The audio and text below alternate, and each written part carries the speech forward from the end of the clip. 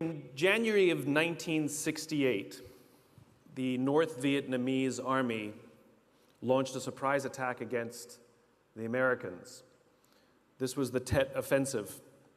Tet is the celebration of the Lunar New Year, and there was a tradition in Vietnam that had gone on for decades that there was never any fighting on Tet.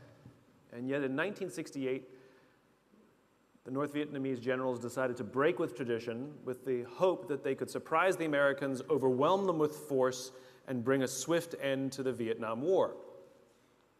They attacked over 125 targets across the country with over 85,000 troops. Now here's the amazing thing. The United States actually repelled every single attack, every single one. And at the end of most of the major fighting, which was after about a week, the United States had lost fewer than 1,000 troops. The North Vietnamese lost 35,000 of the 85,000 troops. And if we look at the Vietnam War as a whole, we see that America lost 58,000 men, and North Vietnam lost over 3 million people. And a close examination also reveals that America actually won nearly every major battle it fought. So it raises a very interesting question. How do you win all the battles, decimate your enemy, and lose the war? It raises new questions about how we understand the concept of winning and losing. James Carsey, a theologian from NYU, wrote a little book called Finite and Infinite Games, in which he talks about games and how we play them. Basically, if you have at least two competitors, you have a game. And there are two types of games. There are finite games and there are infinite games. Finite games are defined as known players, fixed rules, and an agreed upon objective, like football. We all agree what the rules are. We all agree whoever has more points at the end of the game is the winner. The game concludes and we all go home. Then you have an infinite game. An infinite game is defined as known and unknown players. The rules are changeable, and the objective is to perpetuate the game, to keep the game in play. When you put a finite player versus a finite player, the system is stable. Football is stable.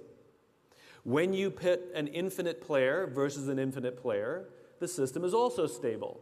The Cold War was stable because we cannot have a winner or a loser, and so we both keep playing until one of the players runs out of the will or the resources to keep playing, and then they drop out of the game. Problems arise, however, when you pit a finite player versus an infinite player, because a finite player is playing to win, and an infinite player is playing to keep playing, and they make very different strategic choices. And invariably what happens is the finite player finds themselves in quagmire. They find themselves frustrated and running through the will and resources required for them to stay in the game. And this is what happened to America in Vietnam. America was fighting to win, and the North Vietnamese were fighting for their lives.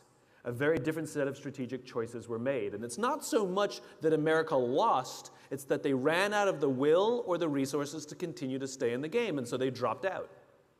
So this gets me thinking. There's no such thing as winning global politics. There's no such thing as winning governance. And there's definitely no such thing as winning business. But when we listen to the language of too many leaders, they don't know the game we're in. They talk about being number one, or being the best, or beating their competition. Based on what? Based on what metric? Based on what time frame?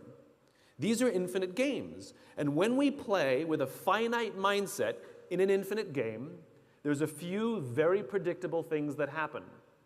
Trust declines, cooperation declines, innovation declines, and eventually we run out of the will or the resources to play, and in business we call this bankruptcy or merger and acquisition.